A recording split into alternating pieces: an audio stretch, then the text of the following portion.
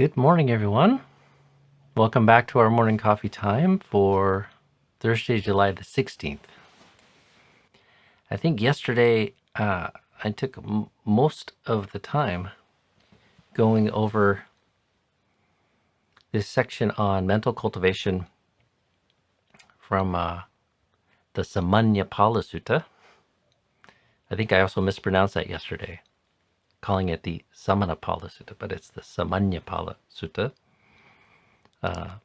In particular, talking about how sense restraint and contentment and overcoming the hindrances,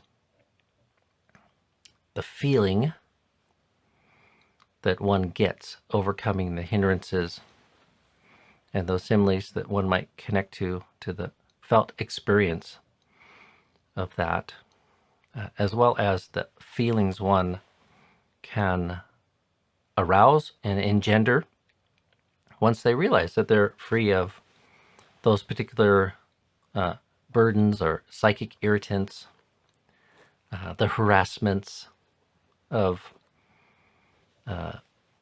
sense desire and ill will, a kind of lack of zeal, mental energy to consciously engage with our experience. So, which is a dimension of that third hindrance that sometimes doesn't get enough focus. In its most popular translation in the English language is sloth and torpor. And many times when I sit down and meditate, if I'm examining my mind, sloth and torpor might not be going on. Like I don't feel slothful, and I'm not falling asleep.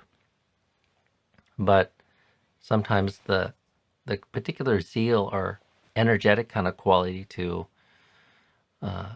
engage with the practice and engage directly with the mind, apply the mind to the meditation theme or object isn't there, or feels like work, feels hard to get going. So like that's a deficit in the energy that is required to kind of bring the mind into these beautiful states of lucidity and serenity. And if you realize the mind is fit and ready to go, it's like waking up in the morning feeling rested and ready to face the day. That's a good thing.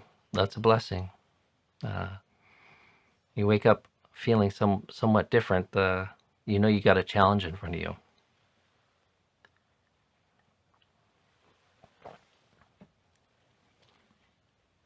But not being too restless. So the mind being free from excessive energy or restlessness is also a joy. And then free of doubt.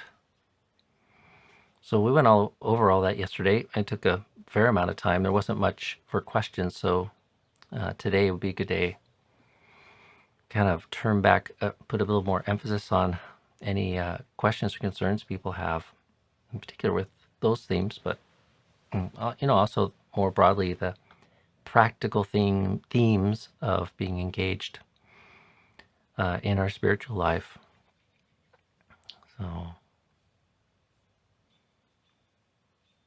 So let's see. I see a question here from Eleanor. Good morning, Eleanor. What's on your mind? I sometimes have no interest in what other people tell me. Should I try and change that? Am I too self-centered not to care for what others talk about sometimes? It's hard to know. I'm sure it's a state of mind that many people can kind of relate to. And, our interests can't perfectly align with other people. And some of it might depend on the person, the relationship, and the context. But the more important question that I would sort of tease out of that is that kind of contemplation. Like, am I too self-centered, too self-concerned, and weak in my ability to really care for the concerns of others? So, and the whole project of the Dhamma can be, I think, contextualized in working to change the balance there. All the foundational aspects, starting off with good friends. Like, when one has good friends instead of bad friends, it's a little easier to care for the good things that they're involved in and interested in. Especially, like, if they're involved in good works, as opposed to the trivialities of life. Or selfless giving goes a long way to shift one in learning to sort of relinquish that myopic, narrow constriction of the self and self-concern, and to give to others. And in particular, like, it might start off with physical giving, like really creating a very durable habit of sharing and caring and giving and looking for opportunities to give to others. But certainly some of the ramifications of doing that, one connects with the joy in being of service to others and being of aid to others, comfort, giving attention to others. So, just those two very foundational elements of the path can go a long way towards that. So, if that's a question in your life, and I think everybody struggles on some level, we're all selfish. We're all quite selfish, and it takes a great deal of work on ourselves to get over that and see how limiting it is in terms of the good that can be and the well-being that one can establish in oneself, in one's relationships, and in the world, if they can start to develop the mind, develop the heart that sees the benefit and overcomes the tendency towards undue self-concern, and the warmth and the joy and being of service to others. So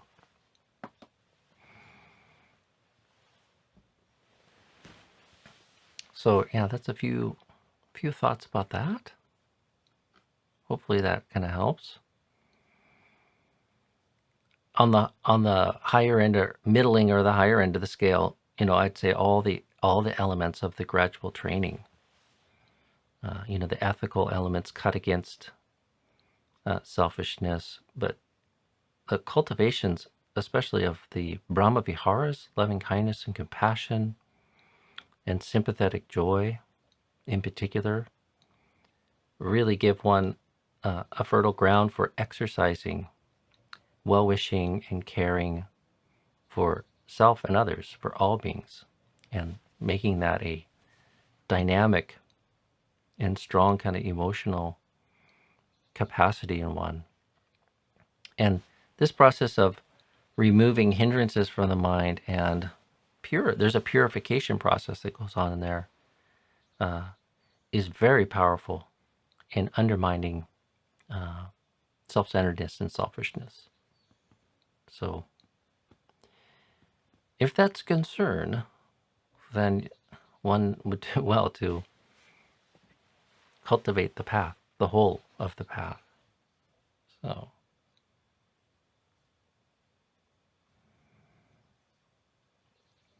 let's see, moving on.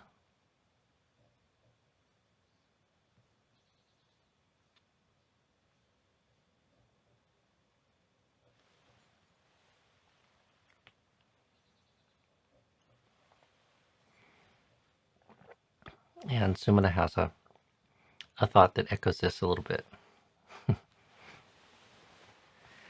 This actually triggers something in me.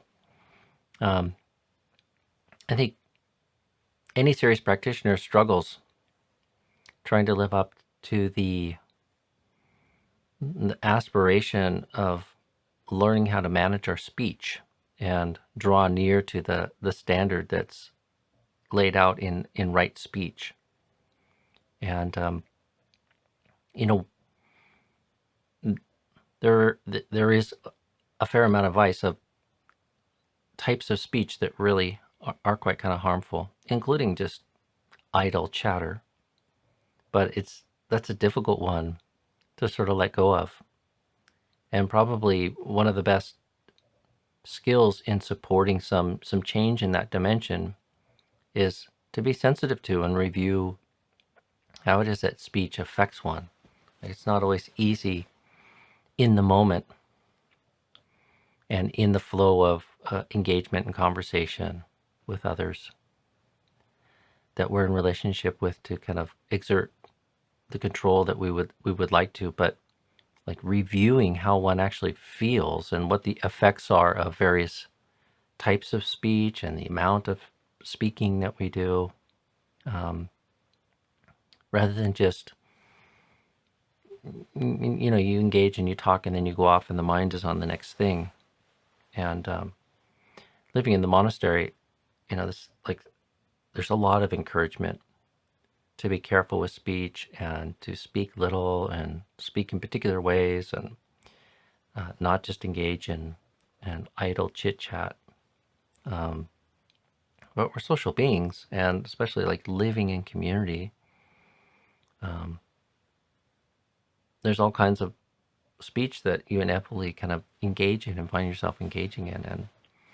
And one of the things I found most helpful, just trying to get a hold on this dimension of practice, is really just like being sensitive to sort of like energetically, how do you feel after certain types of speech, certain conversations, and developing a real personal sort of sense for what it is that feels skillful and unskillful, and especially like in the gray zones, that can be really useful tool. But one needs mindfulness, and one needs to remember to reflect and recollect and really tune into sort of how it is that speech shapes us and changes us.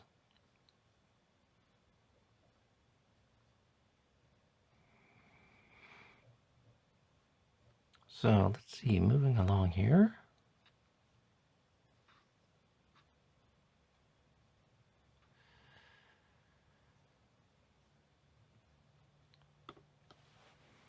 M. Vander, could you talk about the value of the precept of not sleeping on high or lofty beds? Is this related to the value of guarding the mind or sense restraint somehow? Well, in the original formulation of the rule, I'd say it has something to do with asceticism. So the monks are taking up a life that is simple and non-luxurious, and there was some sense in the time of the Buddha of a fancy bed. And I'm a little out of touch, but I suppose there's still fancy beds. But in the Vinaya, there's actual descriptions of what fancy beds and luxurious and high sleeping places looked like and were built of, and how they were decorated. And so on one level, the rule is very straightforward and practical, like not to have a high or luxurious sleeping place. So you didn't have to sleep on the ground. There were simple, low kind of sleeping platforms or that the monks would build, and they're all specified in the Vinaya. So, and for those of you like are familiar with our alms bowls, like they can fit under a bed. So it's like maybe something that's off the ground a little bit, which has a bunch of benefits in different climates, but not some sort of expensive, high, well-decorated, luxurious kind of sleeping place. So So it's in keeping with the simplicity of the monk's life and the asceticism, one might even say, of the monk's life. And maybe public perception played into that, or cultural norms of the time of the Buddha. People would kind of wonder what kind of monks are these if they had certain kinds of luxurious kind of sleeping places for themselves, especially since they're supposed to be devoted to wakefulness. Many of my teachers emphasize another dimension of that, which you don't really find in a clear reading of the rule. And they kind of riff on this precept being an encouragement not to be too indulgent in sleeping. Obviously, sleep is pleasurable, and it, in a very simple ascetic life, it can be one of the most pleasurable escapes. So many of the Ajahns in Thailand, in talking about this precept, would kind of riff and go on an admonishment and encouragement to sleep little and not to have an indulgent relationship to sleep, and the dangers of how that can sabotage one's meditation practice and ability to kind of be energetic in one's application of effort and in meditation. And indeed, the monks will forego even laying down and sit up. And in Ajahn Chah's monasteries, they would sit through the night for the lunar observance days, so approximately once a week, but following the lunar calendar, and practice what's called nesachik, so the determination not to lie down, so foregoing an even extra measure of comfort of even lying down, with the idea that one will get one's restfulness and refreshment through meditation. So it's not to torture the body, but it's to ensure that one sleeps little and that one is finding refreshment and rejuvenation in meditation. So, and it can be very helpful kind of practice to take up. So, difficult though. Good morning, Sarah. Let's see. When we were talking about kneading through the body, are we talking about the physical body? Yeah, we're talking about the physical body. The four jhanas are actually known as the rupa body, and part of the rupa means form. Sometimes it gets translated as body, but I think it's a little more general than that. But these are body-based meditations, but as the meditation develops, it moves more into a pure experience of mind and consciousness. But it's not divorced from the experience of the body, and especially in the earlier stages of cultivating the jhanas,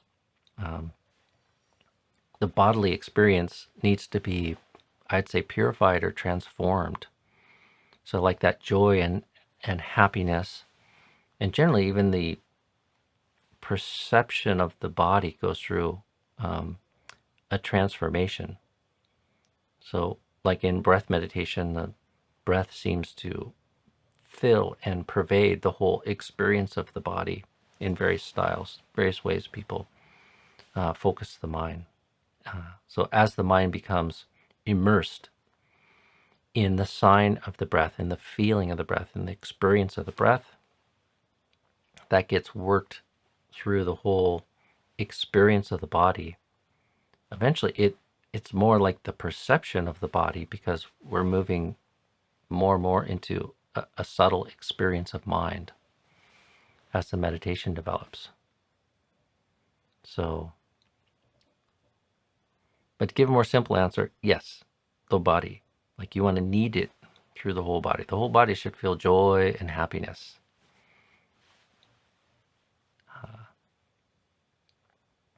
A pervasive sense of joy and happiness.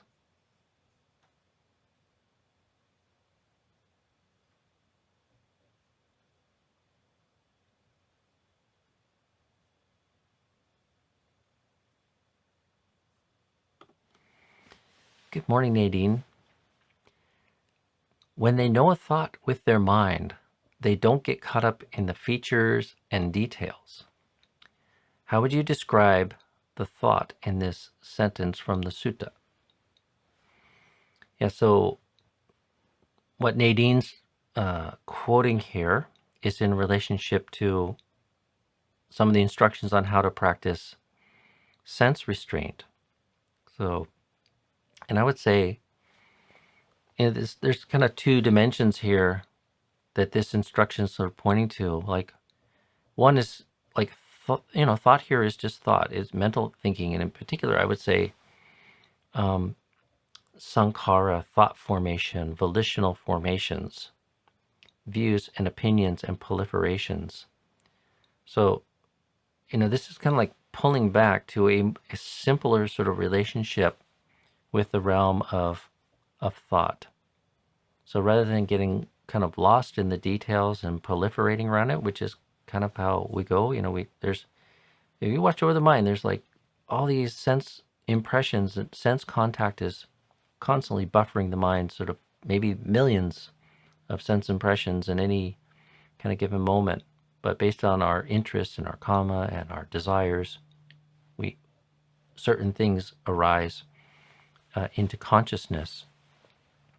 And if our relationship is oriented towards moving the mind towards this immersive state of serenity, this wholeness of being at one with our meditation object, we're moving away from the diversity of thought. And on some level, there has to be some sort of sense that our typical relationship to these things is unsatisfactory. It's dukkha. So, we're wary of getting caught up in the details. Thoughts are still kind of there, and we don't really have the control or the ability just to shut them off, like flipping a light switch. It's okay, I'm going to meditate now. No thoughts. Like, you can't do that. So thoughts are still sort of bubbling. But how is it that we create the conditions and progressively sort of move the mind to a place where it can develop the meditation? And this instruction is kind of pointing to that, both in the meditation, but I would say also in a period where you're really trying to put forth more energy into supporting the cultivation of these states of mind. One has to be applying this, I would say, even more generally in your life. You can't just wait until you sit down, especially if you're just meditating a couple hours a day. One has to put forth effort to kind of practice non-proliferation and having a more simple, maybe even utilitarian relationship with a lot of the thought processes. So, not getting caught up in it. Like, one way is just let thought be thought. Don't proliferate around it too much. Don't get lost in the details. But also there's another dimension to this. And it ties back into the conversation, or, I was highlighting yesterday this phrase that came up in the sutta of that might lead to overwhelming the mind.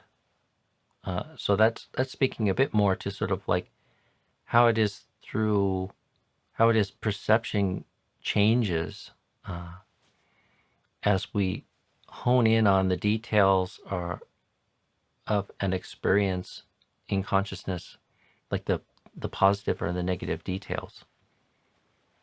So,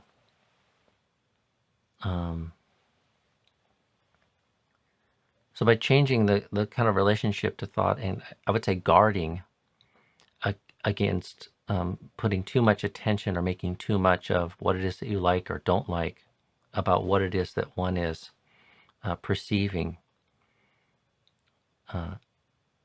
it changes sort of the course of how perception and thought itself kind of develops. So one can keep the mind from sort of moving to excessive greed or covetousness and ill will. So, like, when you're mad at somebody, there's all these little details, and like the mind starts working in the background sort of over time, trying to sort of figure out and hone in and refine and magnify what it is that they did wrong. What is it that particularly offended you? What is it that particularly sort of hurts? Like, how dare they? They had the gall, you know. No, you want to just pull back to something simpler and not give space for those types of thoughts. Like, let go of those types of thoughts. And the same thing is true of the positive dimension, where we're honing in on what it is that we think is so great about that. What is it that excites us so much about that? So that I need it, I want it, I need it. Or that it's so attractive to me. The mind starts going through a little filtering process. And it's like, like, don't like, what is it? Oh, I like that. And then it's zooming in, magnifying. Those are thought processes. There's volition and intention sort of working there to sort of shape and nurture the first and second hindrances. So, and the concept of volition in Buddhism includes very refined forms that I think escape most of our kind of ability to consciously apprehend them. It's not just this kind of loud, gross, very conscious sense of intentions and volitions. It works on a very subtle form as well. So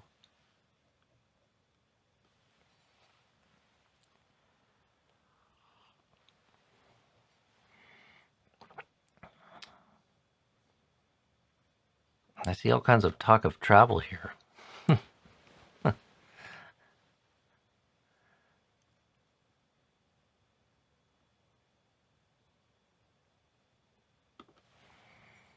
Good morning, June.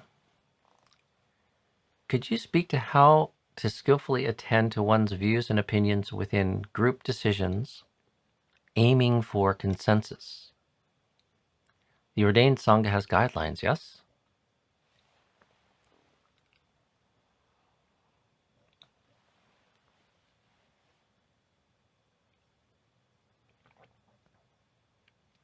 Well, there's a couple things. I mean, in terms of Dhamma, there's all these different teachings about the dangers of holding to views and opinions. And, there's a couple dimensions to it. Like, one is that's a great foundation for self and selfing. One tends to feel that the view one has is particularly true, particularly sort of right, and some of that is just the expression of self. And it feels true, but that's because it feels like me, and it feels like my truth. It feels right to me, but obviously in working with others, we find out that not everybody necessarily sees it the same way or feels the same way. So, so there's a bunch around, I'd say, the dangers of that. And I guess not just seeing the folly of that, but, it's getting what one wants is not necessarily sukha, it's dukkha. And it's still unsatisfactory. And part of like the conflict in trying to work things out with others and work together with other human beings is we're overly wedded to our own preferences, our own views, and our own kind of opinions, and it's not like the wisdom faculty reminding us that in the end this is all unsatisfactory and dukkha is maybe not loud enough or strong enough in reminding us clearly enough in that sort of process. We get kind of lost in the good as it seems to us or as we see it. And, on the bigger scale of things, like, good is relative. And on a deeper level, it's still dukkha. It's still unsatisfactory. So, and one has to be careful about that. I would say the bias towards feeling that our view, our position, what feels right to us, what feels comfortable to us, is truer um, than maybe it really is. I guess is the way to put it. So, there's an encouragement to be yielding and cooperative, and to be selfless, and to put the wishes and desires of others ahead of one, which kind of cuts against the tendency for us.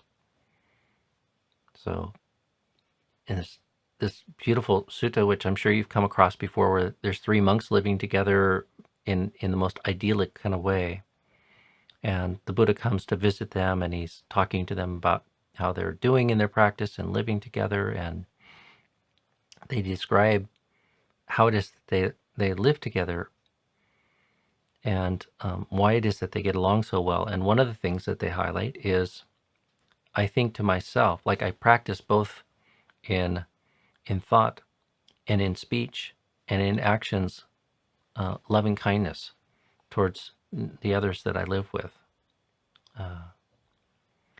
And then also I think to myself, when we don't agree on a course of action, why don't I set aside my preferences and desires, and abide with the others?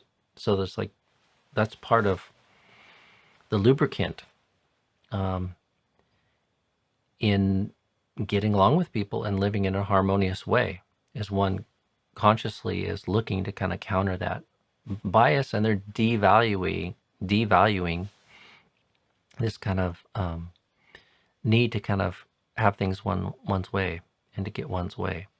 So, and obviously, I guess there's maybe some sort of balance in those two factors that needs to be struck at, but even to be inclined and to see the value, and to try to lean in that other way, I think goes a long way.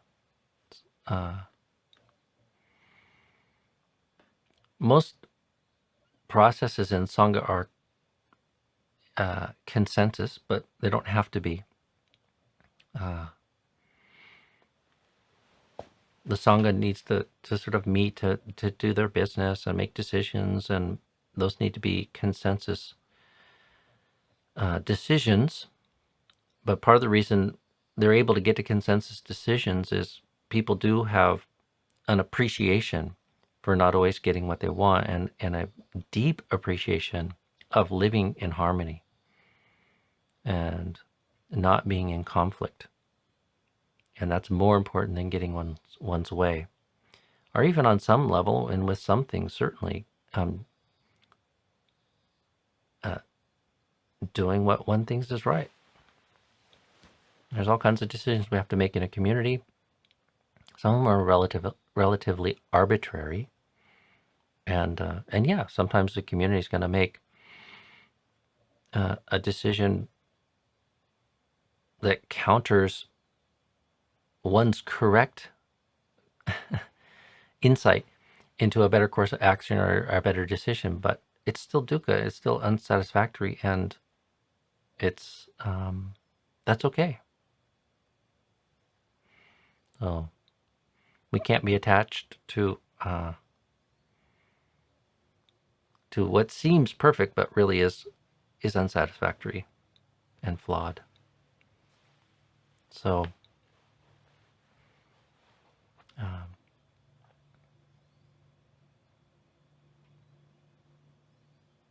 I'd say personally, like, it took me a while to grow my ability to sort of share my view and opinion and say my piece, but be like genuinely accepting of the decision that the group I was working with in the monastery, or the sangha as a whole made, without any sort of sense of, oh, I told you so, or you should have listened to me, or when I wouldn't get my way, continuing this kind of internal narrative of hoping they would fail, or criticizing the decision was made or something. It's like,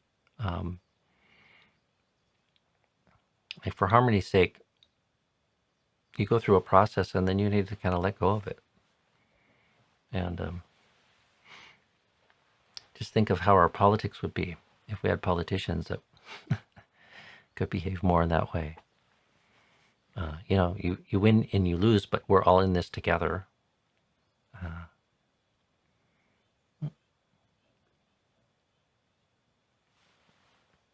So, anyways, there's a few thoughts for you there, June.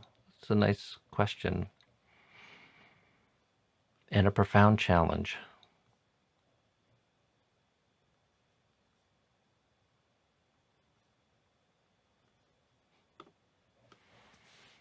Good morning, Brandon. How to let go of desire for romantic relationships? Well,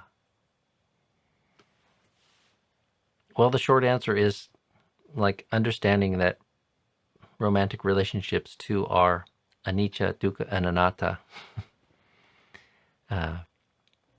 It's an ephemeral.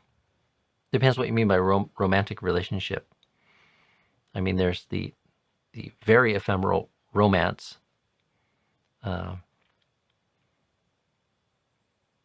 which lasts, I don't know, a number of months, maybe even a dozen or a couple dozen. That's one way romantic relationship is defined.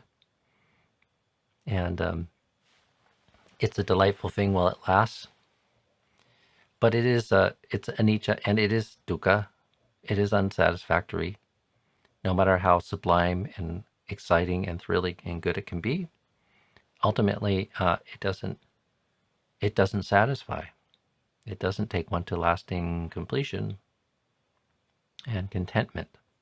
So I don't want to trash romantic relationships, but the Buddha's advice is that we should reflect on the gratification and the danger in sensuality and the escape. And for most people, that will never make any sense at all. And for you, for those people, I'm not talking to you. And I'm not judging you, but for people that have some question, or like maybe yourself, I mean, how to let go of desire, I mean, obviously you have some inkling that romantic relationships aren't the be all end all, and don't take one to sort of completion and everlasting psychological and spiritual happiness. There's already some inkling and sense of what the limitations are, and how there might be other forms of wealth and happiness that supersede that. So just like nurture that, and on a practical level, if you don't want to invest much in that, then you can make certain determinations for oneself, but it's a very powerful force. So be careful about your determinations. Make ones that you can reasonably sort of keep.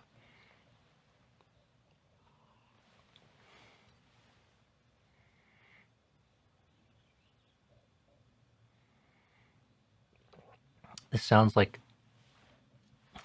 a bit cruel, but I have this refrain thinking about human relationships.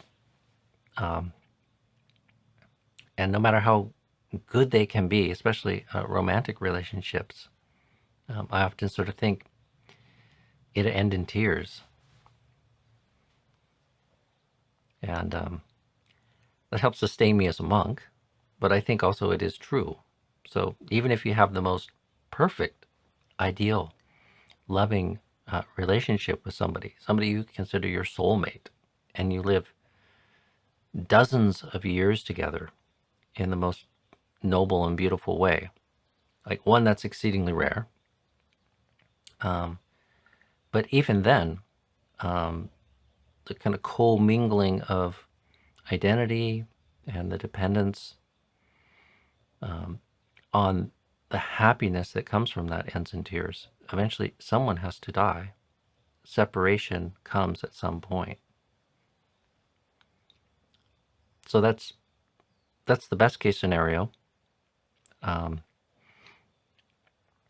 It seems it's only for the fairy tale that one has that perfect relationship, and and the lovers depart, maybe at the same time, or if not at the same time, with a perfect letting go and appreciative joy in the time they shared. I mean, it just doesn't happen. That's the rarest of the rare experiences of romantic relationships or loving relationships. So usually it ends in tears a lot sooner than that. So so anyways, that's the monk talking about romantic relationships. And if you disagree, my apologies, but who else is going to talk to you like this? So most of the world seems convinced that it's the be-all end-all to meaning and fulfillment. The Buddha doesn't see it that way. So,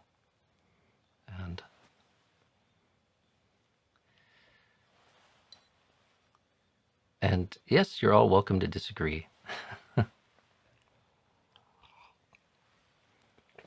For some, that will make sense. It will end in tears. Okay, well, that's enough for today. Wish everybody well, and we'll see you all tomorrow on the morning coffee time. So be well.